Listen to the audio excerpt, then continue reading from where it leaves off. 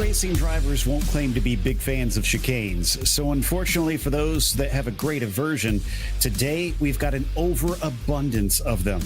Time to work on your precision as we get ready for the PCA Sim Racing Series 14 Club Class. And you'll see it all live here on RaceSpotTV. Hi, I'm Joe Peak, and with me in the booth tonight is Ron Mons. Behind the scenes is our director, Hugo Luis.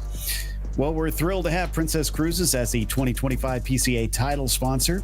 As the official cruise vacation partner of Series 14, they provide exclusive offers, including world-leading itineraries across a fleet of 17 elegant ships sailing to more than 330 global destinations.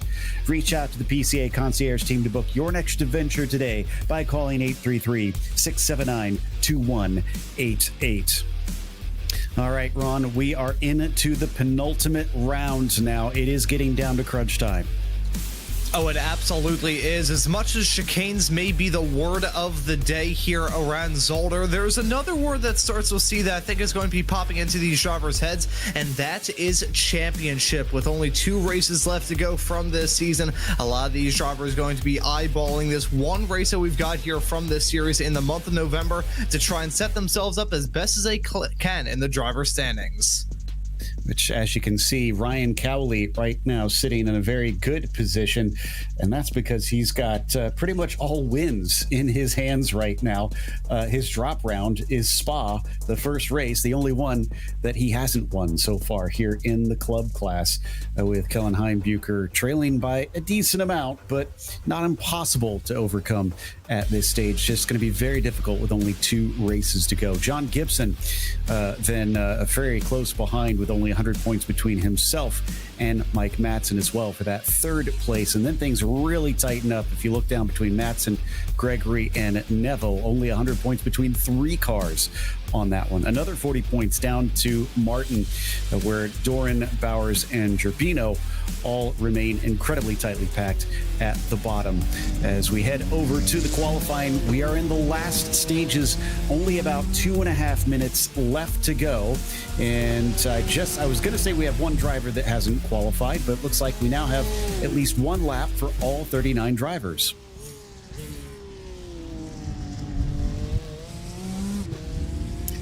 So watching Greg Streltsov currently coming through some of the last chicanes. Actually got a little bit of a mini chicane in there towards the end through Yalk and Rent, but down through Jackie X, it is much tighter, and it's another one of those chicanes where you got to watch out for those curbs at the apexes. So he's certainly going to have to try and bide his time through there, make sure that he doesn't trip over those big sausage curbs. I talked about the cut course penalties, but man, those curbs are huge, Ron. I have a feeling they could do some big damage. Yeah, even in these Porsche Cup cars where, they're a sports car, they're meant to run over the curbs with a bit more efficiency than an open wheel car usually does. They're going to be brutal, especially heading off the turn 5 chicane. We already talked about the final chicane at the end of this lap, which sidecar from that. The other configuration of the chicane here is even more brutal than this. So keep an eye on those curbs throughout this race. We may very well see some of these racers achieve low Earth orbit throughout this race, especially heading off through 5. I remember one time seeing a spec racer Ford nearly do a front flip after hitting one of those curbs. Exactly. And you can see it's even difficult coming into the pits. They have a chicane coming into there, and that can sometimes cause problems if drivers are wanting to pit in if they are in a group. So watch out for that. And the pit exit itself also requires practice. Looks like qualifying is over, so let's go through our starting order with Landon Patmore on the pole. Kellen Heimbucher is in 2nd. You've got James Martin in 3rd position. From there, J.R. Gregory will start from 4th, and Ryan Cowley in 5th position. Charlie Boyer will start from 6th, and then as you get to row 4, Jake Gerbino starts 7th alongside Robert Neville. Richard Woodruff will start in 9th, and John Gibson rounds out your top 10. From there, it's Dean Chapman and Mike Matson on row 6. After that, Marcel Eunice will start in 13th, Kevin Orr in 14th, with Streltsov in 15th, and Doran in the 16th spot. Jonathan Reber, his teammate, will start P17, and Steve Komatz in the 18th position. A lot of cars to go through today as Jeremy Hall starts in 19th, with Andy Jenks rounding out your first 20 cars. From there, Peter Coomer starts in 21st. Jason Barnett next to him on the outside of that 11th row. Kevin Schultz starts 23rd, and Daniel Harmon will be in the 24th spot. Scott Bowers, he'll be P25 outside of the quarter century mark. It's Aaron Sunday in 26th. Rex Jarrah Wallace starts 27th, and Mehmet Karachai will start in 28th. Then it's Chad Casey on P29 and Christian Braun in the 30th position. Still got more even after this. Peter Sigourney in 31st and Anthony James in 32nd. Devin Hopkins, he'll start 33rd. He's got Mark Rondeau for company on the outside of that row. David Snelling will be 35th with Christopher Hopkins in 36th. The last few are Dale Green in 37th, Chris Sherburne in 38th, and Charlie Fair in 39th. Even the stewards were looking a little bit nervous before this race with the amount of cars that we have as we take a lap around on our pole position. Yeah, and for the first time, Landon Patmore going to sit on the pole here in this race as he heads his way out of Ersta through turn number 1 into 2 right now. The opening series of corners to kick off this lap. Very tricky to nail down by yourself in qualifying, let alone with 38 other drivers at the start of this race. It's going to be real important to try and go through this first lap as cleanly and efficiently as you possibly can. We're coming up to the trouble spot that I mentioned in qualifying a little bit earlier on, this turn 5 chicane.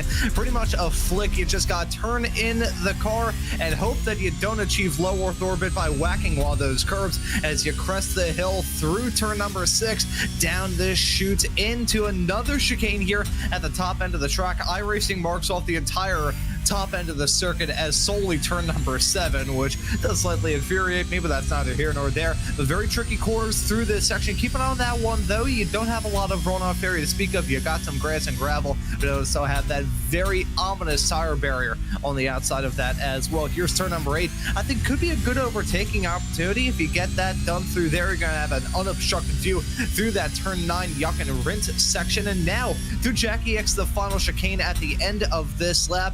Keep an eye on those anti-cut, overcooked sausage curves, as I like to say them, because you can always ship your tooth of them. And that rounds off a rather quick lap here at Aragon after the rain that we saw, after the rain that we saw at Aragon last time out here at Zolder. These racers were probably expecting it to be a bit more tame, but this track really keeps racers on their toes. It absolutely does, and the drivers will likely do well to try and keep it on the track, keep it out of trouble, and they'll probably get a good result today, but that's often easier said than done at a circuit like this. But 2 minutes left in the warm-up, and track position also could play a major factor here tonight, because even with all these chicanes, they're heavy braking zones. From what I've seen in past coverage of this track, Ron, it seems like it can be pretty darn tough to make passes. Yeah, I know this racetrack is one where it tests the driver's ability to just keep it clean more than it tests the driver's ability to get a easy move done. You gotta really be bold if you want to try and get an overtake done here. We think of the heavy braking zones on this circuit. You think of turn 5, that chicane that we just saw a driver go through right there. You think of turn 1, that's another heavy braking zone, but he can't really get a move done in there too easily. Feels like that turn has 2 turns baked into one. It's kind of more like 1.5. It's an odd turn 1 here. Turn 10, that could be a good spot to get a move done, but you got to get it done with a lot of authority. As I said in the track guide, I think turn 8 may be the best spot to make a move stick. I think if everybody wants to try and go through this race as smoothly as they possibly can and get some moves done, I think the pits are probably going to be their spot. A very long pit lane here at Zolder, and as you said, very tricky on the pit entry, lots of turns in the road, and even on the pit exit, very narrow. If you spin there, I've done it before in my iRacing career, spinning on pit exit and Austin Powersing myself in that section and having nowhere to go. So keep an eye on the pit lane all throughout this race in terms of drivers trying to run some strategy calls that we may not see in other weeks, and also just trying to get the best run through without incident. It might look like it is close to sunset here with the sun so low in the sky, but this is being set in November in the sim as well as here in real life. So even though it is only 3:50 p.m., it still looks pretty golden hour out there as we watch Robert Neville just do a few more of his warm-up laps here, and then we'll be good to go for the race. That's down into 8. Boulderberg, the Boulderberg hairpin, really, into that corner. Can also see drivers maybe just send it in a little bit too hot from time to time, and we could get some messes into there depending on how much patience drivers are able to show. So that rounds up our warm-up session, going over the canal with our scenic cameras. We now switch gears into that downhill run. You talked about the difficulty into Erst, that first corner. The thing that always struck me is it's a lot steeper and it's a lot more off-camber than it necessarily looks.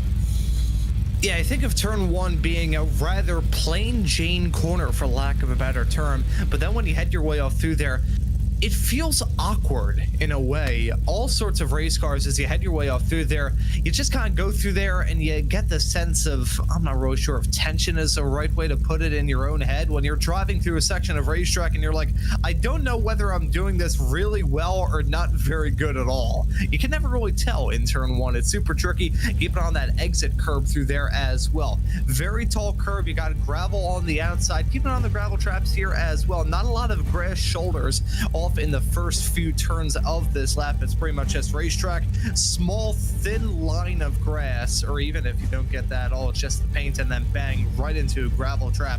So maybe in the early stages of this race, and especially later on, these drivers may have to worry about the gravel getting dragged onto the racetrack and certain parts of the circuit resembling rally special stages instead of a racing circuit. Yeah, very much so. I'm pretty sure it's going to get quite messy offline in a lot of the chicanes, as well as a few of the corners as well. Love the scenery at this track. One of the few spots there where you see some of that elevation change over the rise down to Boulderberg. So you got to be careful, as the car will get light over that little rise. And then here is that hairpin as drivers go by the new building that has showed up there since this was recently updated. I have to admit, I'm a little sad. I liked the old A-frame house that they had on the outside there, but this is also its own cool looking little facility that they've got at this circuit. All right, one more chicane to go. The pace car is going to leave them be. Patmore will have control of the field. Heimbecker is going to try to get the best jump he can alongside, but first they have to give each other space through the Jackie Ick chicane. And as they come out, they wait patiently for the call from the flag stand. There it is. Green flag is out, and we are on the loud pedal coming down into Erst. Decent start for our front row, but immediately Patmore is going to take the racing line, switching across to the outside. The rest of them file into the bottom of the hill at Erst. As everybody trying to get themselves single filed out up towards the front, side-by-side racing going on throughout a decent chunk of the field as there's contact coming at you. Looks like the 36 car, I think, involved in the 610 as well, as they plunge down a few positions from that one, but they get it pointed back forward already before we get to the chicanes, already having drivers trip over one another. Patmore continues to lead as we check in behind them. Oh, and we got a major accident. There's not much room to avoid here, and you can see it is quickly becoming a schmozzle. Oh, as the smoke kicks up in the air, and with the glare on this racetrack too, that's going to make it even more difficult to try and pick your way through the chaos carnage as the field headed their way out of turn number 4. I talked about the challenge heading through the top end of the circuit with the runoff area and how much it gets pinched off with the tire walls around this circuit. Even more so as you head your way out of 4, as that's drama heading through 7. That's a driver spinning off big time there. Saw some dirt or something being kicked up through the Turleman chicane as well, so I wonder if somebody cut through that one and got a slowdown penalty here on lap 1. My goodness, we already have 2 drivers with meatball flags, Kevin Schultz and Jeremy Hall, and obviously many more have been involved in incidents before we even complete a single circuit. But it is Patmore leading, Heimbecker second, James Martin in third, as we follow the mid-packers down into Erst, now switching back up to our top 3. You know, off the back of what I said a little bit earlier on in this broadcast, talking about how the chicanes and the championship were two big C words that these drivers were going to think about, even though it's actually next week. I think challenge may be another word that we bring up a lot during the show. These racers are being put to the test running here at Zolder. Nobody really knew what to expect entering this race, and certainly nobody knew what to expect in the drama at the very start. I don't think many people were expecting us to have a pileup coming out of turn number 4. Unfortunate there. They have just been a little bit of side-by-side racing going wrong, but no matter how you slice it, Zolder biting some victims very early on. Boyer leads a whole train of cars. Oh, and Neville is going to have to take the escape road there. That'll be a slowdown penalty for sure. He's got a lot of cars behind him. Gerbino, Gibson, Madsen. Now, he's got a chance to try and pull over to the side here. Let's see if he holds the racing line. No, he's still holding that racing line, and I don't think he's given it back yet. Let me double check here. Either way, though, Neville really learning. Oh, as that's a big off-track moment a little bit farther in the back for Dean Chapman. Lots of dust up in the air, running through the gravel trap in that 610 machine. Already a little bit farther behind as we jump back to Robert Neville and the hornet's nest he finds himself in the midst of right now. This is big. Yeah, he did manage to give the time back. Oh, but he's going to be side by side. Whoa! He gets into contact with another car. No, excuse me, Neville tipped him. He was the one getting shoved around there into the first corner with a bit of a sketchy rejoin to cap it off. Yeah, that's another problem with turn number 1. You got an expansive gravel runoff area, but you can't just run it on the inside all the way through into turn number 2 because you got the pit lane exit right there as well and the barrier that separates it too. So you're pretty much forced to rejoin the racetrack as quickly as you left it.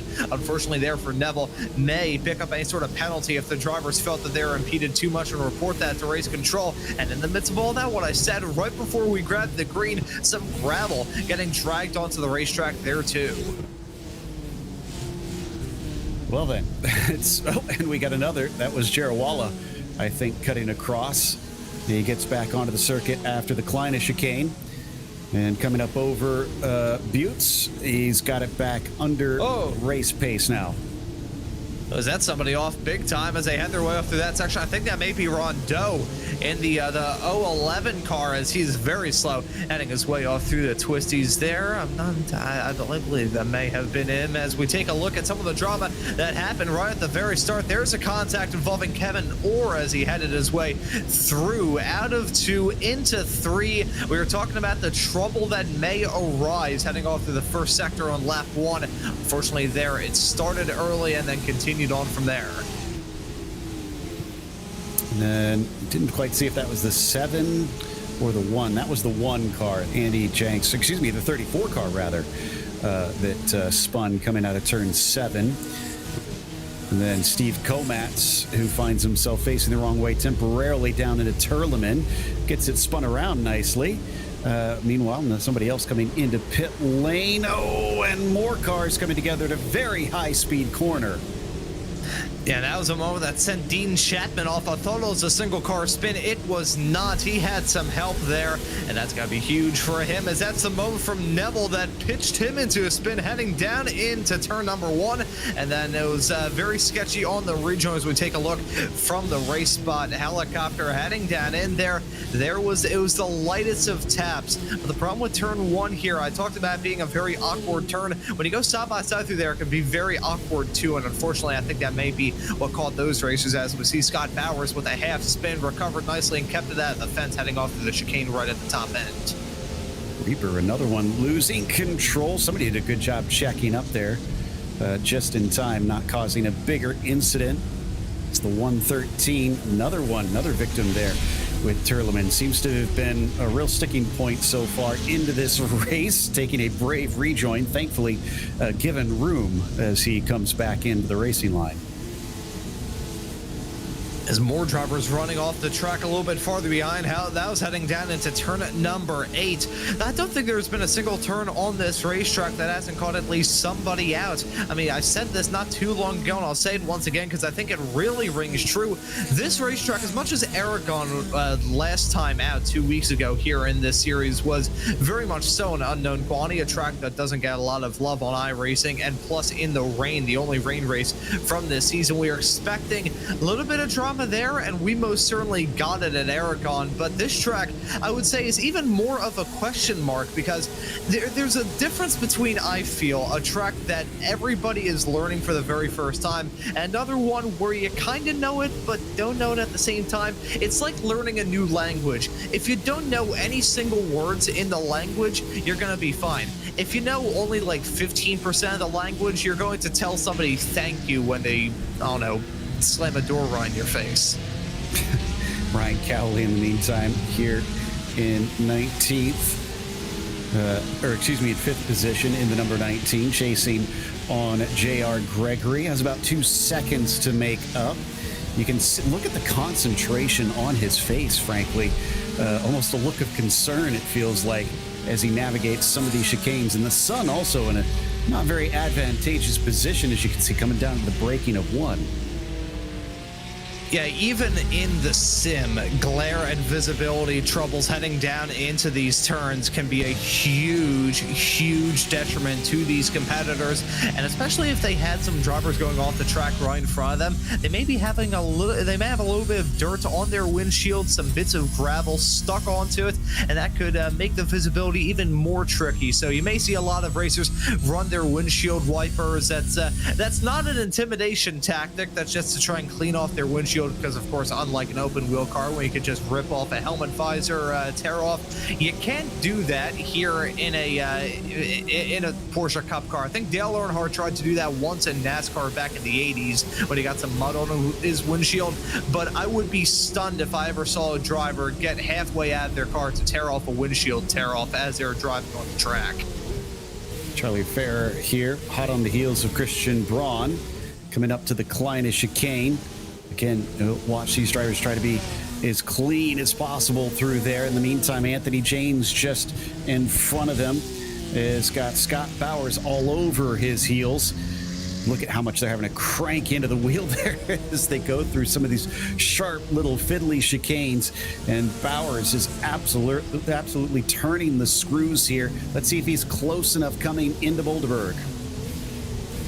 Not close enough to get the move done, but he was defending a little bit. I like the term that you brought up there, though, Joe, talking about the chicanes and them being very fiddly. We'll break out another one of my very odd metaphors to describe them here. Trying to go through some of these chicanes in these Porsche Cup cars can be like trying to solve a Rubik's Cube with mins on, as we see a driver learning that the hard way with a moment off through turn number 5. First driver that I think we've seen really learn the hard lesson that the curbs there, not as cuddly as a teddy bear. They're about as cuddly as a concrete block. Fortunately, that's you can see how much it popped him up in the air as well. In the meantime, back to Bowers versus James once again. Bowers with the pink accents on his car. Not able to do anything quite yet, but looking very quick in comparison. Anthony James, though, has had a pretty good race. He's up 10 spots from where he started this one, so definitely coming from towards the back of the field. Still has a lot in front of him, but if he can keep this pace up in the first 10 minutes, then obviously he's got something to look forward to.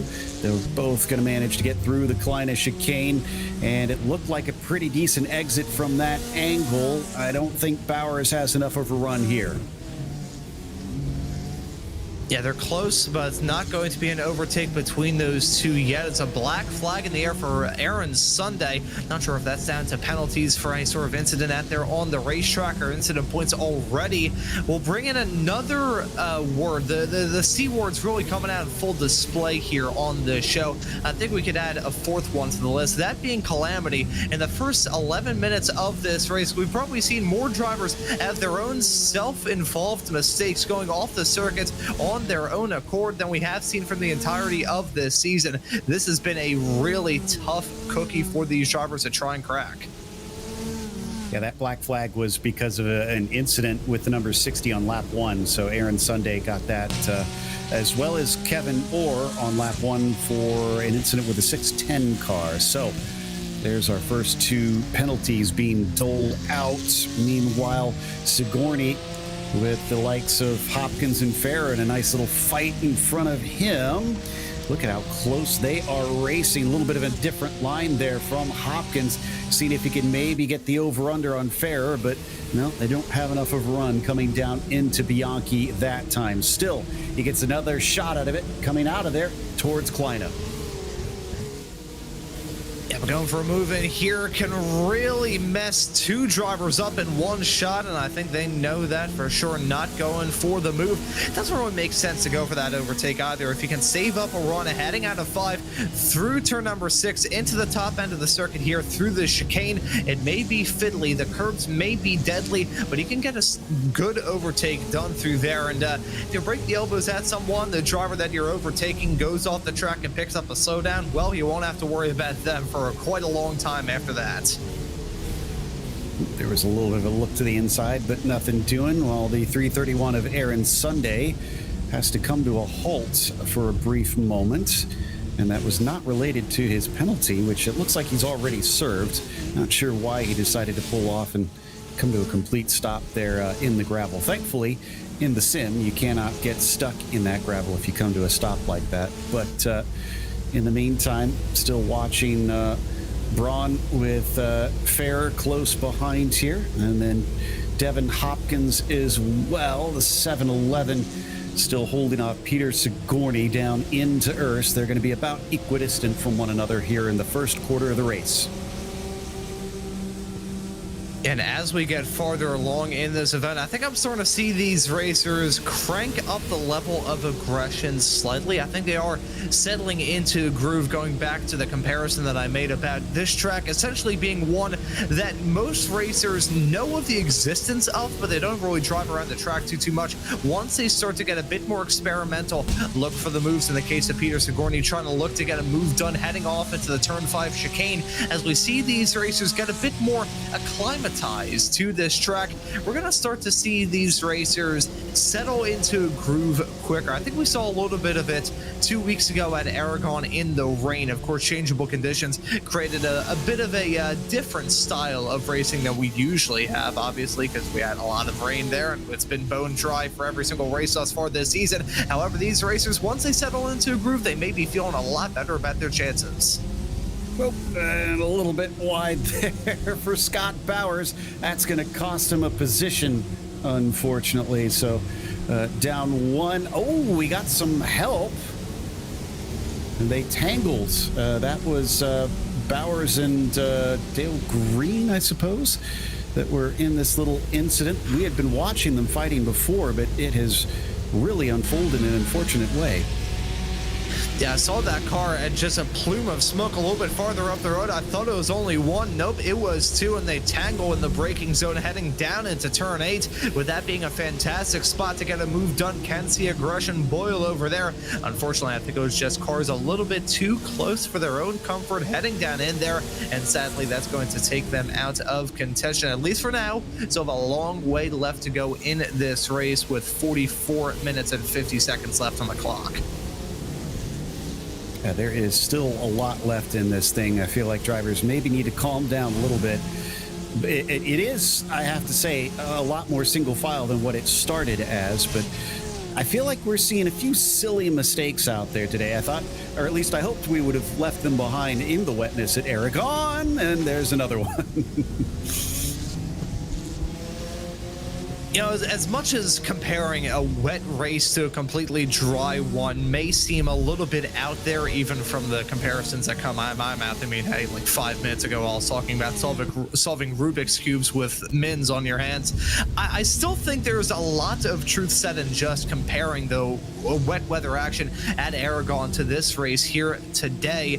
I'll have to look as well to see what the conditions are for these racers. It being Zolder in the fall months, I can imagine that these racers aren't exactly running with a boiling hot track conditions. So I wonder if there's any worries about that. But Landon Packmore, he's had some trouble up the front. He spun out of the race lead, is now out of the podium. Ooh, what has happened here? He's down to 4th position. Heimbecker is now our leader. Looked like maybe that was the Klein chicane. And yes, I can confirm as we see the replay, as maybe just a little bit too hot into it. He kept it from spinning completely around. Oh, at first. Oh, and then a secondary incident. Yeah, had it until he didn't, essentially. Yeah, hit the loose stuff, hit the gravel on Arand. He's going to go. That is a heartbreaking mistake for the driver. The number 3 was running smooth. He wasn't driving off into the sunset, though, as Kellen Heimbecker was only about 1.5 seconds behind, more often than not. But either way, Landon Patmore, an easy mistake to make as you head your way off through that chicane, but a heartbreaking one for him. Was running so good. Not sure if we have seen him thus far this season, but if that was his debut, unfortunately, there for that red, white, and blue car with the black all over it, that is not going to go well. Some gravel on the track going to loop him around, and a chance at a win is certainly faltered.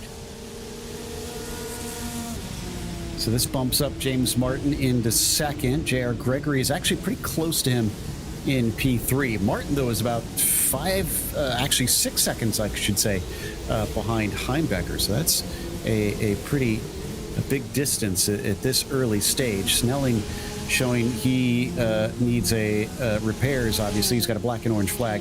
We saw Christopher Hopkins also with a penalty that was due to an incident on lap 1. So we're almost 20 minutes in. We're starting to see drivers from that first lap finally getting their penalties. And this was Anthony James having to take a few stabs at getting it turned around, apparently.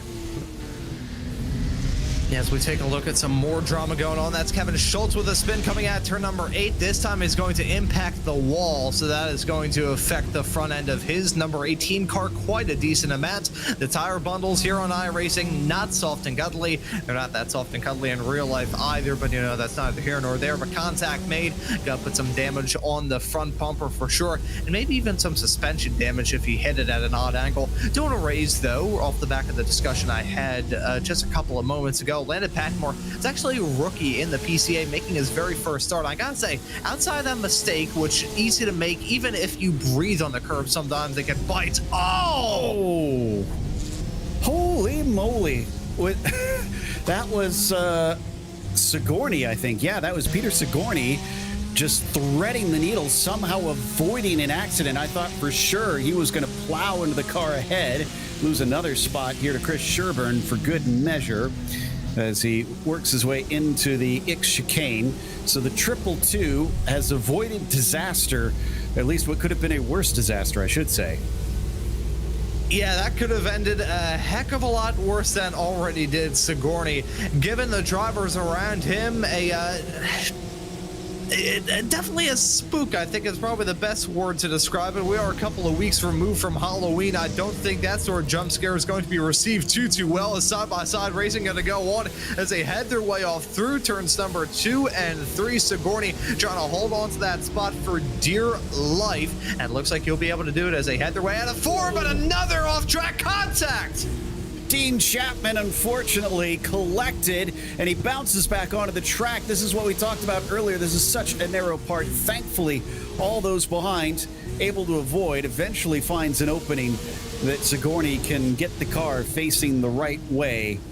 It seems that small mistakes have had dire consequences in this race. I said it's going to be tough to stay out of trouble, and it's not just your own trouble, it's others' trouble.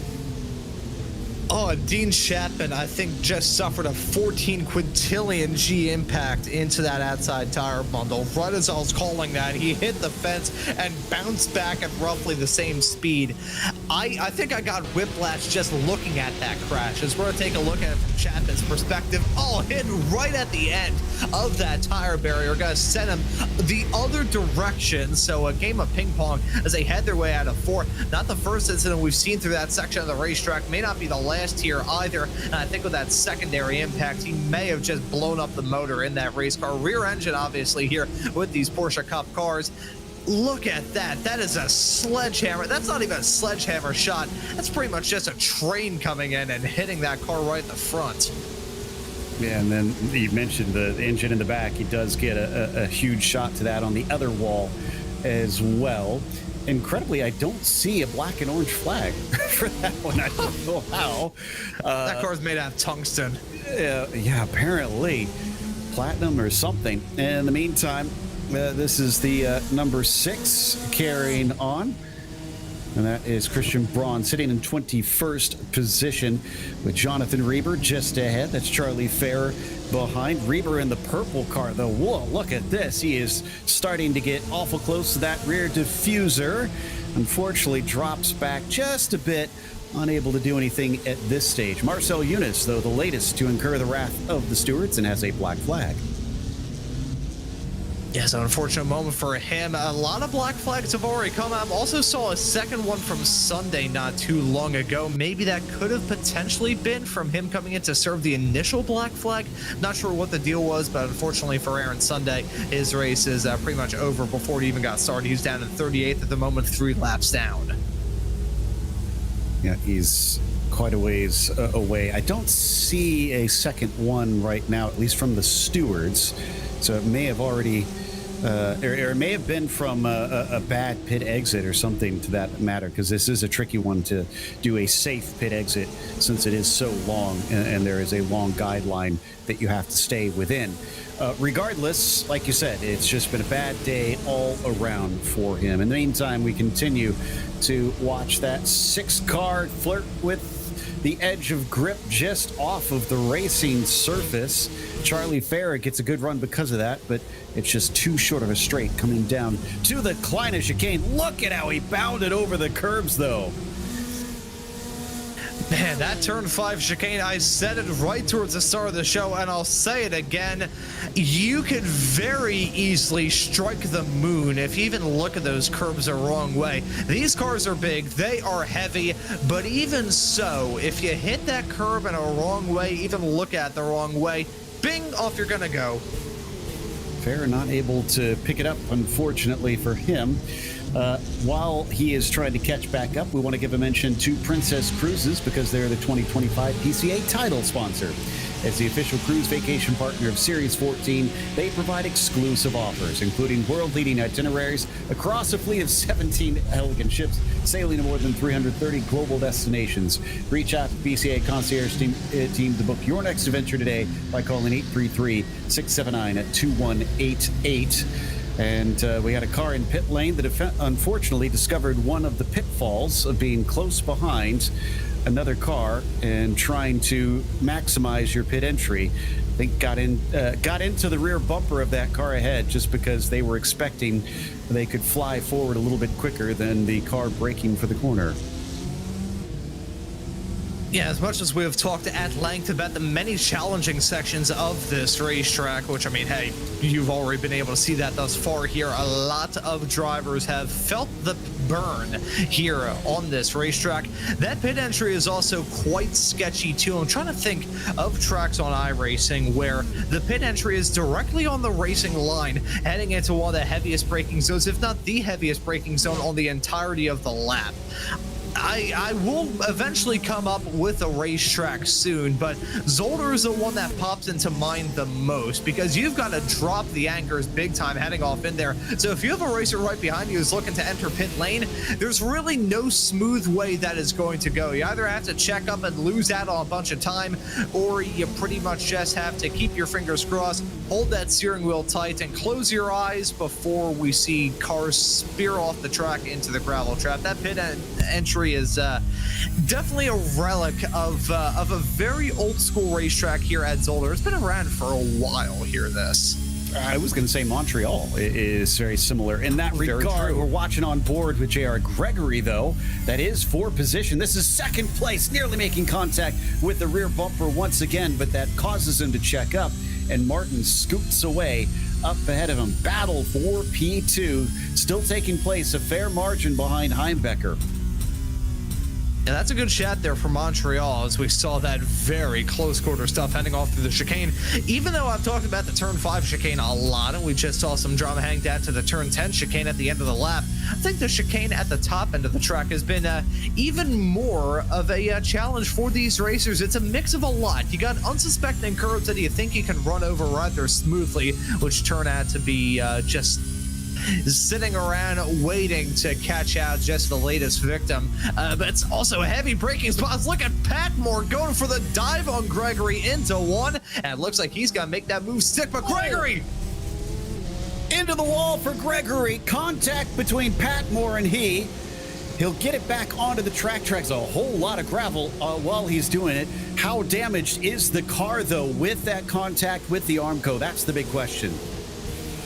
Yeah, thankfully for J.R. Gregory, he got away with that rather scot-free. May have to feel some pressure from Ryan Cowley, but Landon Patmore, after starting from the pole, running up the front, contact being made in this moment, hang out the chicane. I think what did it for J.R. to kind of send himself into the side of that 3 machine was he got up onto that outside curb. I talked about it a little bit earlier on in this show. That is such a high exit curb, and even in these Porsche Cup cars, you just run off that track a little bit, you're going to lose that.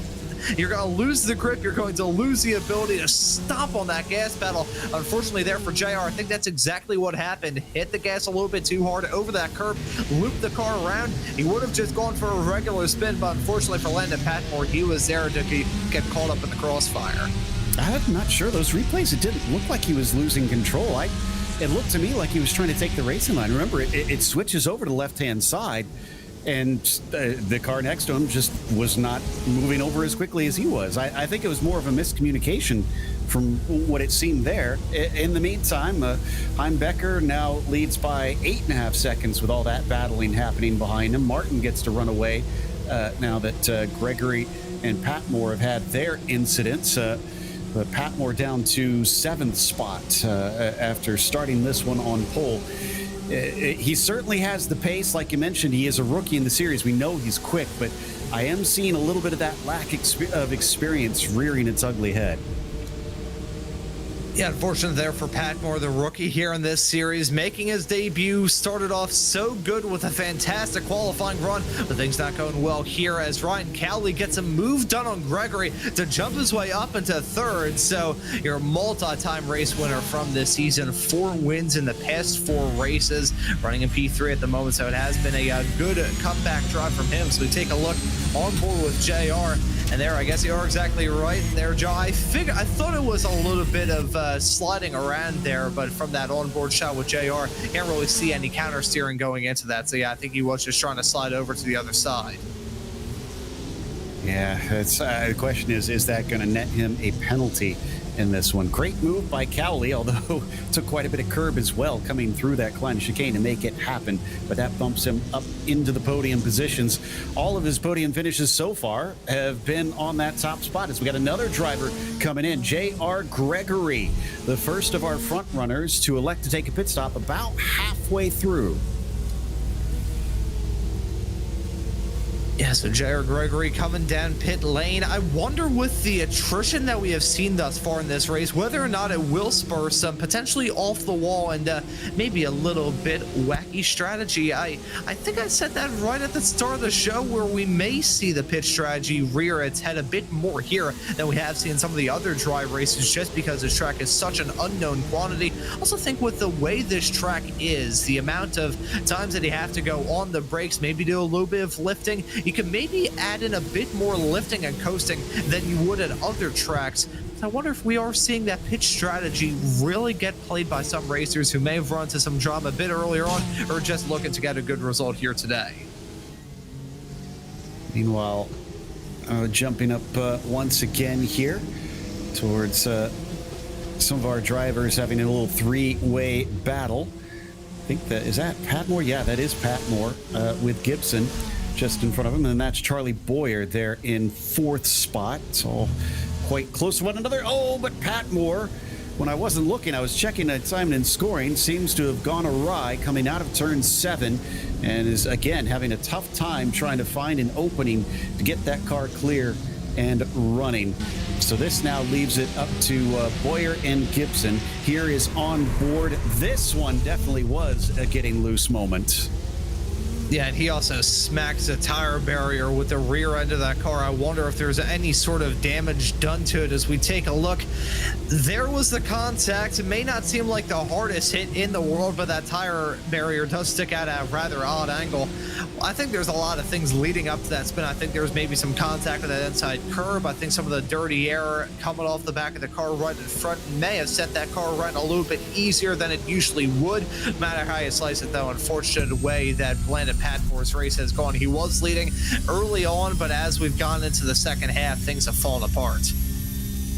On board with Gibson, that's Boyer just in front that you can see.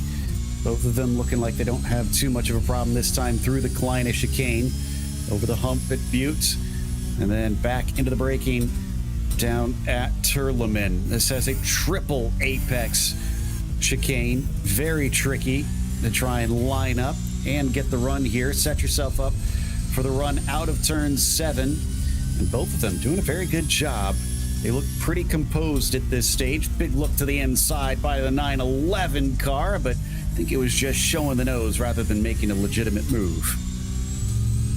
So as Gibson continues to run behind Boyer in this battle for P4, you brought up a good word there, Joe, composure. I think as we start to see these racers be a bit more composed, be a bit more confident in running around this track, we're going to start to see them go for some moves that we wouldn't have seen earlier on, not due to a matter of aggression, but just a matter of comfort, knowing when you can get some overtakes done. We said right towards the start of the show, and it may be tricky to actually get a move done here at Zolder. This track a bit on the wider end compared to some other older Grand Prix venues. This track did host the Belgian Grand Prix for a decent period of time. I personally think it is a very cool racetrack, this, but it is a blast from the past, and you can certainly see that blast from the past kind of nature in many parts of this racetrack, even with the refresh version that iRacing brought out a couple of years ago. But as these racers begin to get more confident, I think we've already seen a decent amount of that thus far here in the first 33 minutes, give or take, that we've seen these racers have that confidence build and build and build as this race has come along, even with that sun dipping below the horizon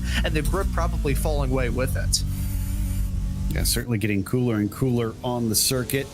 Gibson at times getting so close to the back of Cowley, of Boyer rather. But we're seeing what I was talking about earlier in this broadcast, that it is rather difficult to try and actually execute on the pass. He's going to need to get a little bit tricky potentially in these final 26 minutes. Maybe use that pit strategy to try and leapfrog his rival. But I don't know if it's the right time yet. There's just too many cars that have not pitted that he could probably get caught up in traffic and it could backfire. So he'll circulate one more time in 5th, unable to get close enough to Charlie Boyer, as the two of them run about 15 seconds or so behind the overall leader. Yeah, Heimbecker, once he grabbed that race lead, he has taken that torch and ran off into the sunset. Look at that gap, and look at that boat right behind there. That's one of the things I love about Zolder. You can see some boats run around in the canals around here. That's always kind of funny to see from my perspective whenever I'm driving around here. But Kellen Heimbecker, I think, could care less about the scenery. He's just focused on running on the road and running as strongly as he possibly can for the driver of the number 14 car. This has been a commanding race for him up to this point. Has 25 minutes left to try and get the job done, but we've seen him be in very good positions before thus far this season. But if he can get the job done, he'll only be the 3rd winner from this season. Mark Doran was able to convert a pole into a win in round number 1 at Spa, and since then it has been the Ryan Cowley series as he's won 4 straight races. If Heimbecker can kind of break that trend, it won't be the first time that we've seen a pole sitter be able to not convert it into a win, as Landon Patmore still slotted a little bit farther behind in 11th, and Heimbecker started a little bit farther behind, but Heimbecker running a great race at the moment. If he does join that winner's club here from this season, I think it will have been very well earned. Yeah, and you got to think that there's some nerves that Heimbecker is feeling at this stage. Patmore trying to go by Peter Coomer, and Coomer gives him space down at the apex. That's going to be P10 for Landon. But Kellen, second, third. His last 4 races have been oh so close, and he hasn't been able to convert any of them. Is this the night where he finally manages to take that top spot. I'm going to knock on some wood. He is doing well right now. It's about 11 and a half seconds to the next nearest car. But as we've seen, things can unravel here quite quickly. Yeah, I'm going to refrain from mentioning anything more involving our race leader because I know that I have been a little bit prone to throwing commentators' jinxes and rather tragic ones at that. So I'm going to zip it and move on and talk about Ryan Cowley, the dominant driver that we've had up to this point in this season. It was, I wouldn't necessarily say uncharacteristic, but it was a little bit strange to see him start a little bit farther behind than he usually has. Cowley, with a lot of wins up to this point in the season, rather amazing to say that despite the fact he has 4 wins, only has had 2 poles, those coming at Indianapolis and Laguna Seca, but started well farther behind in this race compared to what we usually see from Cowley. So the fact he's running in 3rd and the fact that Heimbecker is way off there in the sunset, I wonder what Cowley could have maybe done if he started on the front row. I think that would have been a titanic battle between the drivers of the number 14 and 19 cars respectively, but that's how the fates went. Heimbecker not going to complain about it, and even for Cowley starting a little bit farther behind, if he can walk away from this race with the podium, he'll be feeling quite good when it comes to that championship. I'm not sure if Cowley would have been able to get there, though. Bowers is going to get a penalty. Oh, that is going to hurt. But I was going to say, I'm looking at the fastest lap times for Cowley right now, and it's about half a second off of Heimbecker's fastest lap time. So I get the sense that this is probably about where that 19 would have wound up. We did have another pit stop. Daniel Harmon, we saw on the screen, just completing his. He's back out in about 30th position. But we're still not seeing too many drivers up towards the top end. J.R. Gregory really is the first one on the sharp end of the field to have taken that pit stop. And it looks like Rex Jarawala is now the latest to decide it's time for some fuel.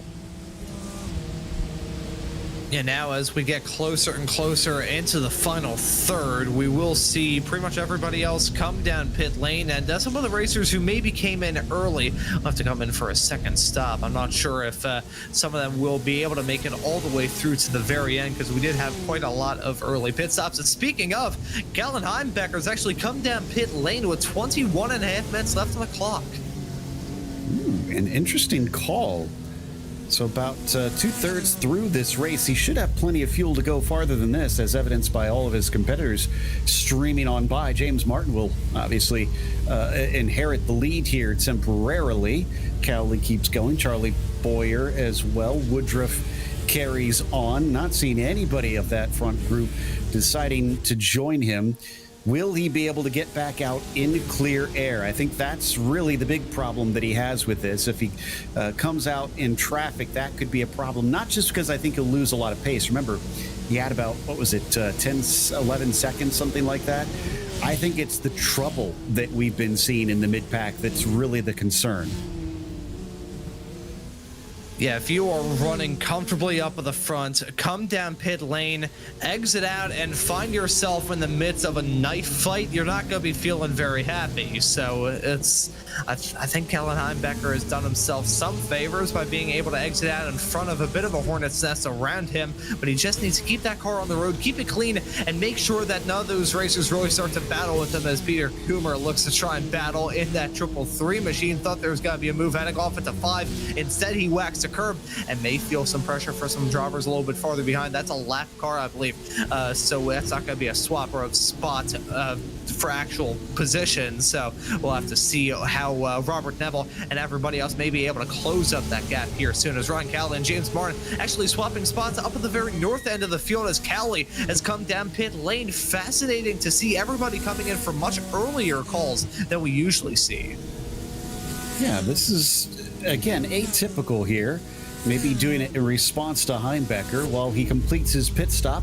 I want to give a shout out to Princess Cruises, because they're the 2025 PCA title sponsor. As the official cruise vacation partner of Series 14, they provide exclusive offers, including world-leading itineraries across a fleet of 17 elegant ships, sailing to more than 330 global destinations. Reach out to PCA Concierge Team to book your next adventure today by calling 833-679-2188. So we continue to ride on board. I think that may have been with Heimbecker, who's going to emerge well ahead of Cowley. Will Cowley get some clear air? Yes, indeed he does. Yeah, that is actually a pretty good open gap. Yeah, Ryan Cowley finding himself clear of all the chaos and all the drama. He's got to be able to stretch out his legs a lot, really set in some good lap times to keep an eye on that battle with himself and James Martin, whether or not that will come out the way of Cowley and he can jump his way up in a P2, or if James Martin will be able to hold on to that race lead for a little bit longer, utilize the clean air that he's in too, and just drive off into the sunset and trying to continue on in that podium spot. So we'll have to keep an eye on that as we still have the pit stops going on. Everybody pretty much disagreeing on what exactly is the right strategy call. All throughout the season, we've usually seen everybody come in within the final 15 minutes, usually with 12 minutes left on the clock. We'll see a vast majority of the field flood down pit lane. This race, though, nobody has really known exactly what to do in terms of the strategy. I think there's two reasons for that. Actually, I'll throw in a third.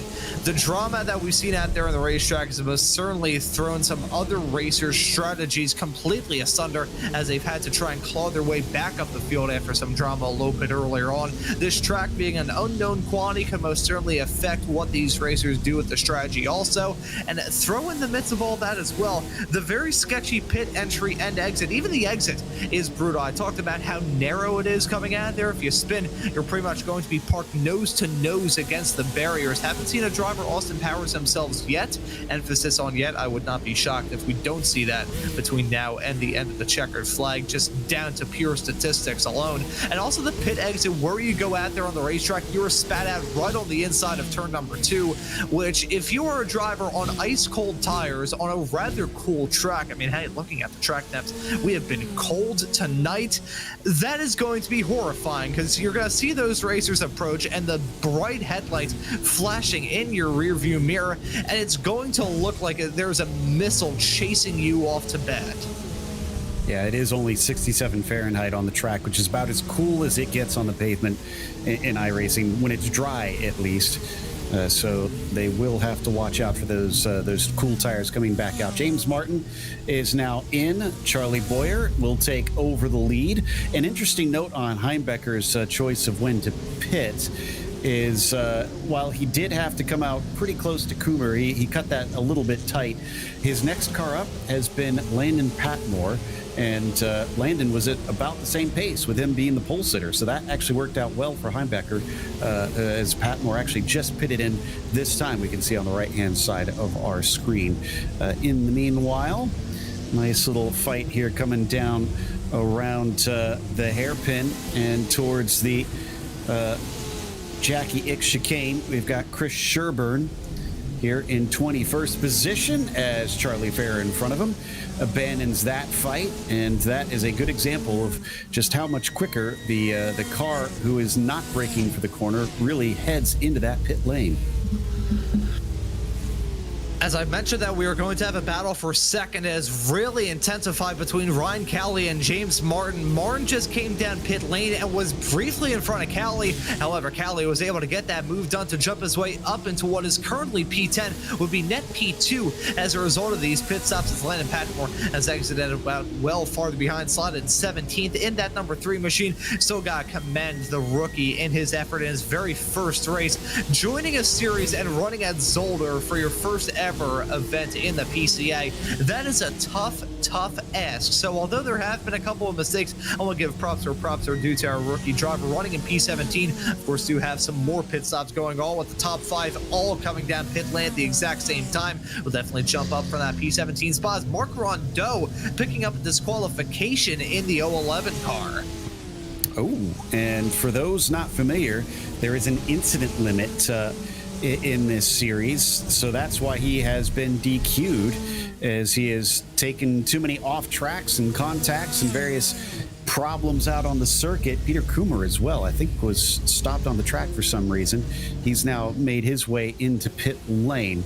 I wondered if we'd get any drivers that would be out, and unfortunately for Rondeau, didn't even get to the final last minute or so of this race before he ran out of chances. Mark Doran also picking up a black flag. He was a part of that pack that just came down pit lane. That had to have been for some sort of pit lane infraction. They are rather easy to pick up here at Zolder. I've learned that from my own time on iRacing. Exiting the pit lane here at Zolder, it's not down to a speeding violation or anything of the sorts. It's just clipping the white line on pit exit as you head your way down into turn number 2. I've done it a decent amount. It's ingrained in a racer's head, heading off into a turn, that you want to set yourself up as far to the outside as you can, as Cowley with the save. Wow, heck of a save, and it's really erupted things behind him as they go side by side into the corner. Martin almost managing to get there. And unfortunate news for you is that, once again, a little bit of a false prediction. It was speeding that gave Mark Doran the black flag as he took off his pit limit a little bit too early. And behind this fight, somebody headed in. That may have been a lapped car, actually. Boyer unable to pick up on Martin's mistake, who holds on to what is currently 4th. Make that 3rd now that it looks like Neville is pitted in. Yeah, so Robert Neville with some drama a little bit earlier on. He's come down pit lane in that 087 car, gonna dip outside of the top 5 as Callie and Marn gonna have a battle all the way through to the end. Charlie Bauer right in tow in that 013 machine. We'll have to see if any more battling will go on between those racers. And off the back of that second bad production that I thought could have been accurate, I gave some good reasoning behind it. It was just inaccurate. So if you would like my job here at RaceSpot, why not write to us at...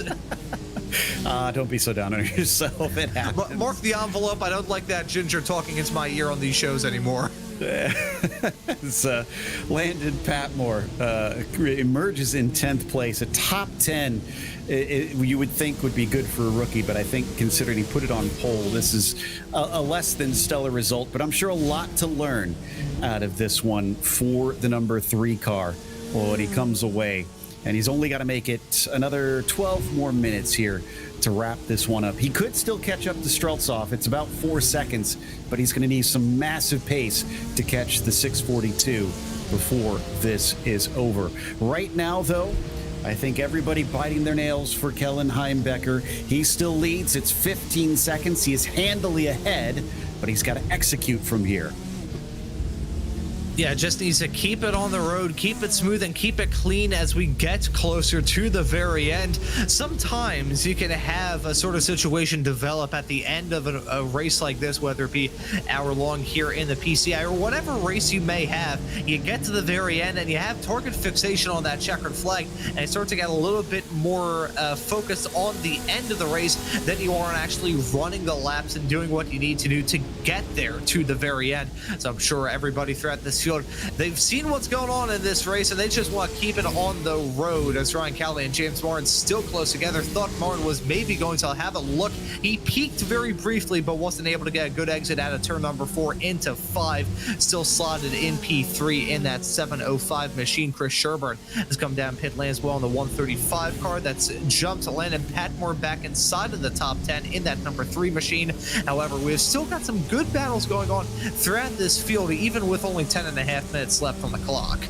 Yeah, I mean, this train that we're looking at, this is for 2nd place. It's Cowley ahead of Martin, ahead of Boyer, ahead of Gibson, and they're all split by somewhere in the realm of about 2.5 seconds right now. Anybody makes a mistake in this group, they're going to pay for it in a spot, no doubt.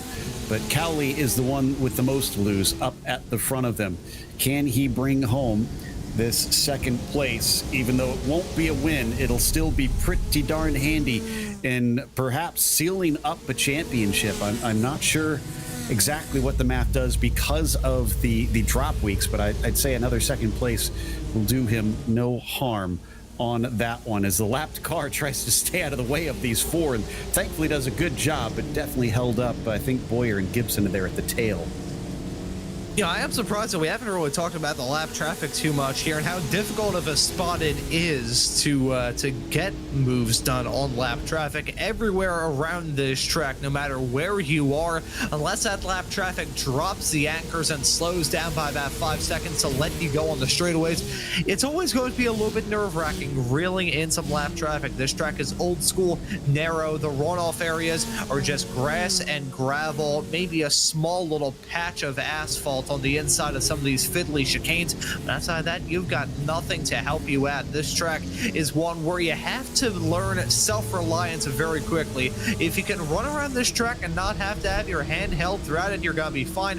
If not, you're probably going to you'll learn the lessons of this track in a very hard way, as I think Mark Doran may have just done, as he's picked up a meatball flag in the past few moments. He and Braun were involved in an incident right at that corner that we just saw there coming through Yock and Rent. I don't know if we'll get a replay of it, but man, it was massive. A couple cars taking huge hits, and definitely seen a few of them maybe DNF because of that, from what we've seen, like you said, Doran, with that meatball kind of sending him into pit lane. In the meantime, yeah, here we go. Here's the incident. Now watch this. One car gets loose. The other tries to take avoiding action, gets loose themselves, and then those behind, place to go. Ugh. Yeah, and heading out turn number 8 through that turn 9 chicane, that fiddly chicane, to kind of keep you on your toes as you head out of the 8th turn. It feels kind of like a street track as you head your way off through there. No runoff area. You just have a racetrack, a painted white line on the edge, small little bit of grass, and then a tire barrier. And he hit that virtually head on, too. That was a sledgehammer shot into the wall, going to join a rather long list of racers who have picked up some big damage in this race, and a rather long list of competitors multiple laps down here, as Marcel Eunice currently down in pit lane, 1 minute and 22 seconds in his pit stall, and still down in pit lane for 1 minute and 30 seconds. Don't need to be an expert to know that 90 seconds down in pit lane is not the way that you should go about things, so such a shame for him to have that very long stop as he tried to repair the damage on that race car. But once again, turn 8 proving that no turn on this racetrack is going to let these racers get away from this race without a couple war wounds. Been keeping an eye on Heimbecker here ahead of this battle that we're still watching. Last 2 laps have been just a little slower. First one, or at least lap 32, was much slower, and then lap 33 was much slower, and 34 was just a little bit slower. So I wonder if he's backing it up, because I noticed that gap coming down and just trying to manage the pace to the end, because he knows he's got a handy victory here, so he doesn't really need to push too hard. But we've only got, maybe about 4 laps left to go here? Yeah, we are getting it to crunch time in this event. I think we're probably coming to 4 to go this time by, if my math serves me correctly, which you can take that with a grain of salt. So even if we have a quintillion laps left, if Kellen Heimbecker is comfortable enough running here on this track, he's going to be able to settle it into a groove. It looks like, I mean, it's the 13-second gap. It's not insurmountable if he does run into some drama, but really, I think he knows his way around this track quite well, and I think it's more likely that Ryan Cowley and James Martin are going to battle hard soon than it will be Heimbecker having a moment. And speaking of battling hard, Charlie Boyer and John Gibson duking it out for P4 at the moment. Yeah, this is looking a little bit intense for this spot just outside of the podium. A little bit of a look coming down into Boulderberg. Didn't quite get him what he wanted. Gibson's not giving up on this yet. He stays glued to the 013 as Boyer is actually falling off what was a fight with he, Martin, and Cowley earlier. Remember, I mentioned we had a train of 4 going on. It is breaking up into 2 pairs here in the dying stages. Yeah, even then, the pairs of battles is, we like it as well. Kind of divide and conquer, I think would maybe be the way to describe it. Potentially, it's a divide and try and conquer the battle, I think is the best way that I could sum it up, as the racers farther up the road look to have their own battle for the final 2 podium spots.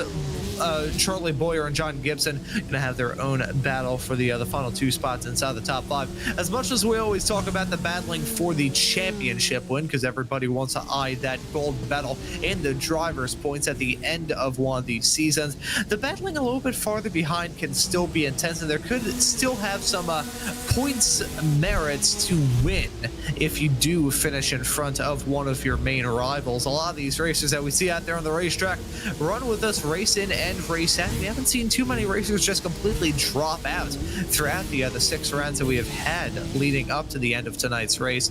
Always love to see the consistent level of strong participation, doubly so considering we had 39 cars before we grabbed the green here in this race. And as soon as I saw that, I was like, wow, 39 cars at Zolder. That's a heck of a lot of cars for this racetrack, which is a bit on the smaller end. Unfortunately, we've lost a bunch of them. Snelling, Bowers, Rondeau, Harmon, and it looks like Doran is pretty much out at this stage as well. We've been watching Karachai for a bit. He's up 15, a really good run there. But down here, we've got Charlie Ferrer just ahead of Dale Green, 18 positions gained, and he still isn't our hardest charger.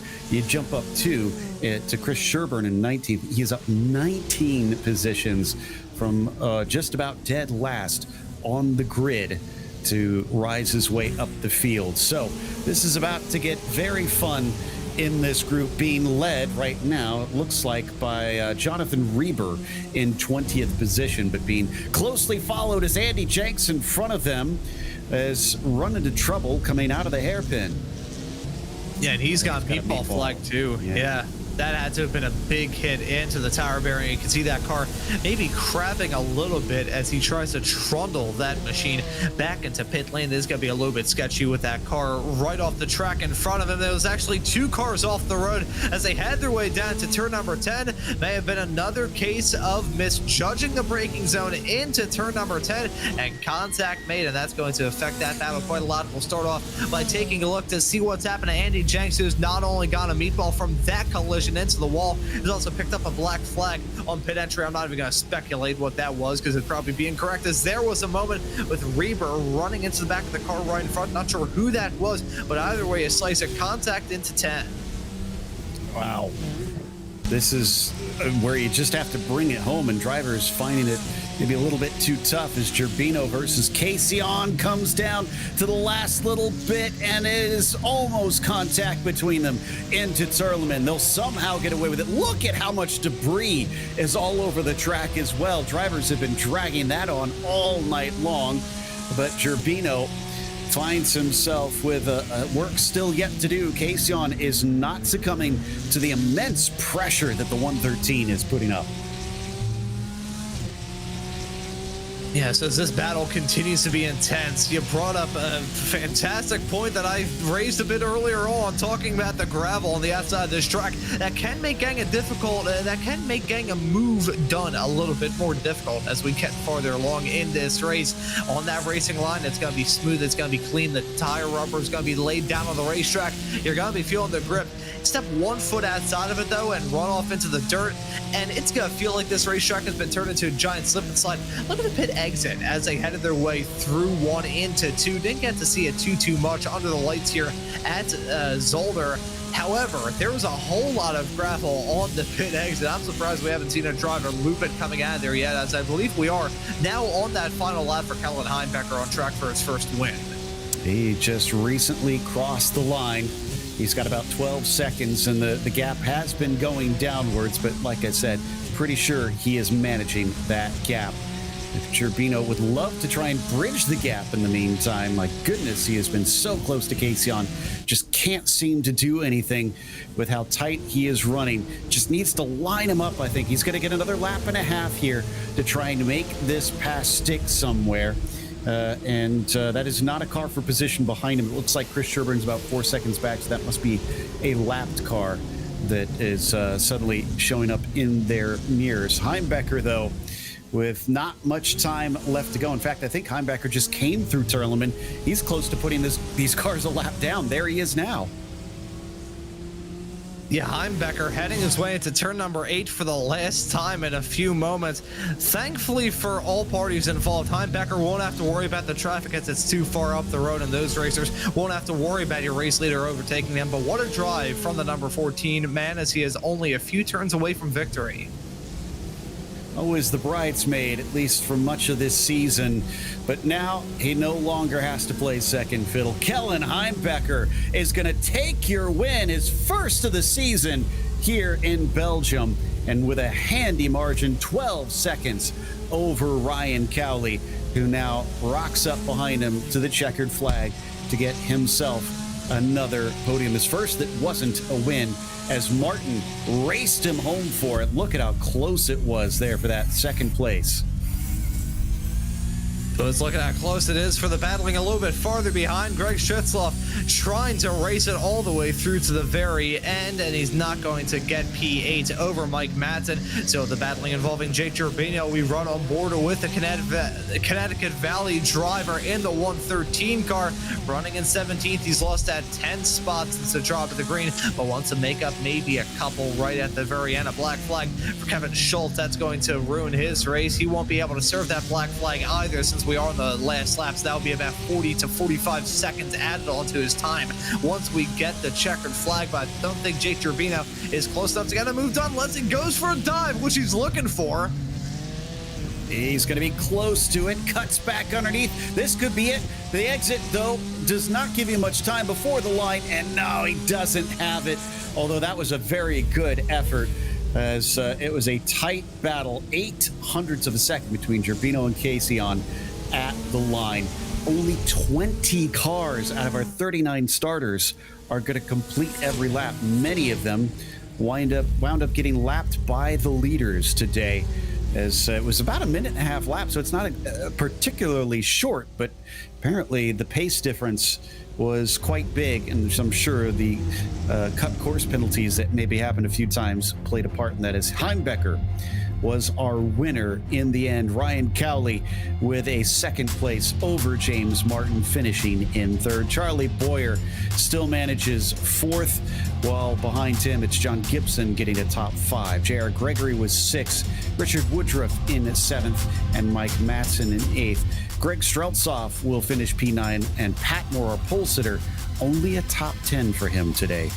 Robert Neville was 11th, as Jason Barnett was in P12. Mehmet Karachai gets a nice 13th spot. Rex Jarawala had some drama throughout today. He is only 14th in the end.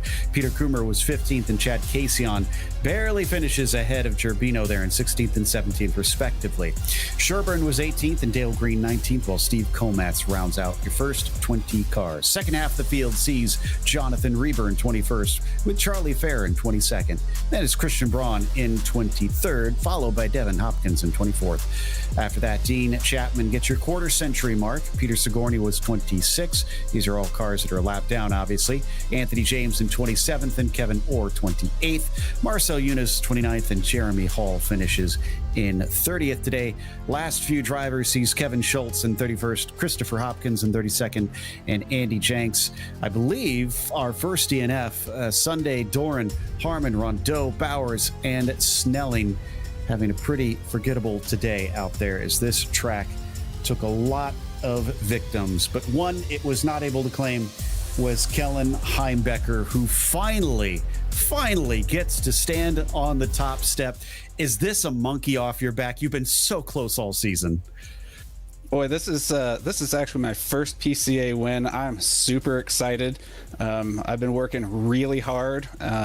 Oftentimes Ryan is right in front of me, and we're pretty good friends, and he's a great guy to chase. He's helped me learn. He's practiced with me. We talk about strategy and stuff, and it feels really good today to come out on top.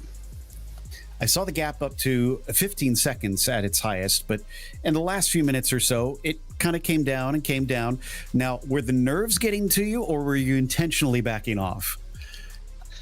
I would say kind of both. I thought to myself, hey, I've got a pretty good gap. I don't want to throw it away trying to be fast. So I started to try and be conservative, and slowing down, started to make mistakes. And I started to think to myself, hey, you got to get it together, or we're going to throw this away on a simple mistake. And I was fine losing a little bit of time, but luckily no major incidents.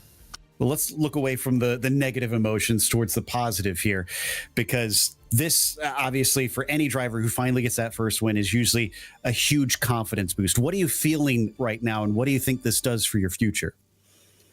It feels like my practice strategy has been paying off. It feels good. I'm kind of overwhelmed a little bit with emotions right now, and I'm really excited for the next race. It takes some of the stress off because I think it puts me in a pretty good points position, and maybe I can relax a little bit and just kind of come into that a little bit more lighthearted. I hope so too. I mean, you have reason to feel lighthearted. Go and celebrate your first win, sir. All right. Thank you very much. Thanks to the sponsors, Princess Cruises, and all the folks that help out and who are listening to me right now. That was Kellen Heimbecker, who definitely seems happy to finally have that first win. Meanwhile, I do believe that our second place, Ryan Cowley, is going to be talking to Ron Mons. And yes, he is Ryan Cowley joining us here in the booth. Ryan, welcome in. P2 for you here at Zolder. I want to ask you about how it was tackling this track that proved to be a bit of a beast here tonight.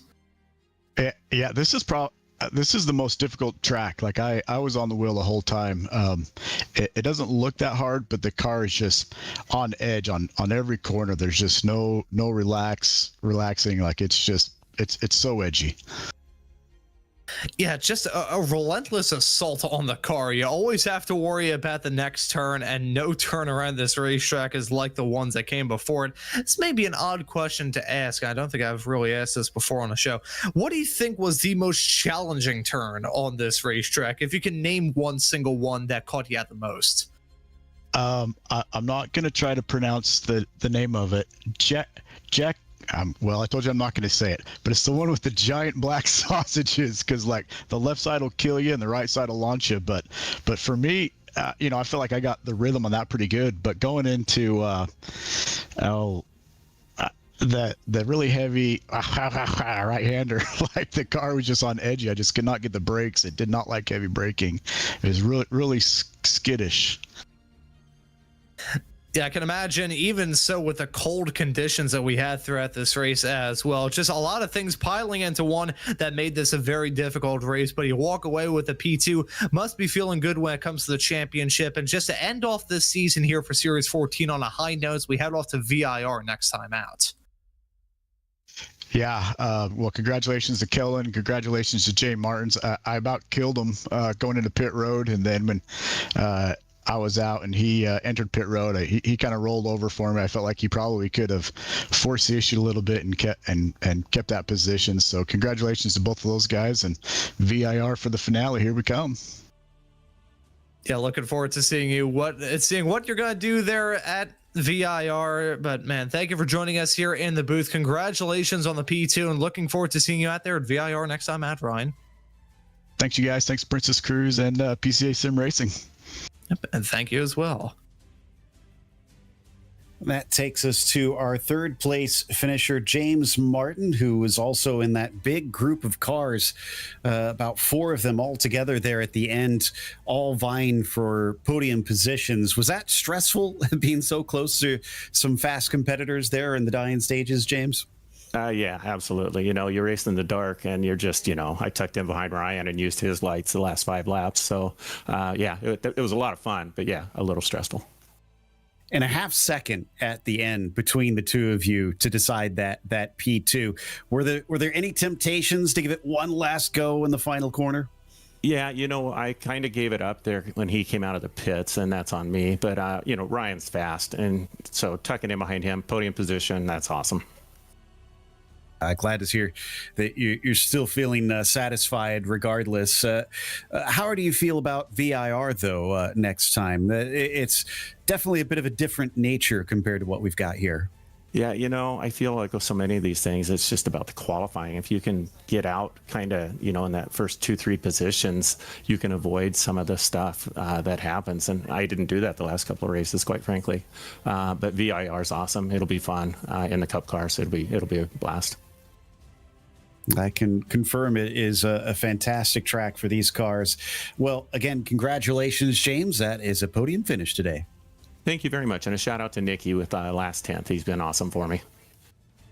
So James Martin finishing P3 this time around. And yeah, I've gotten to see the cars at VIR, both here in the sim and in real life. And they put on a stunner of a show. So that is going to be our next race. It'll be December 4th that the club class heads off to Old Dominion, and make sure and join us for that one, as well as for our next race here at Zolder. That'll be Wednesday night, November 19th for the sport class. In the meantime, a big thank you to you, the viewer, tuning in. I'm Joe Peak. Until next time, race clean, race hard, and we'll see you on the track.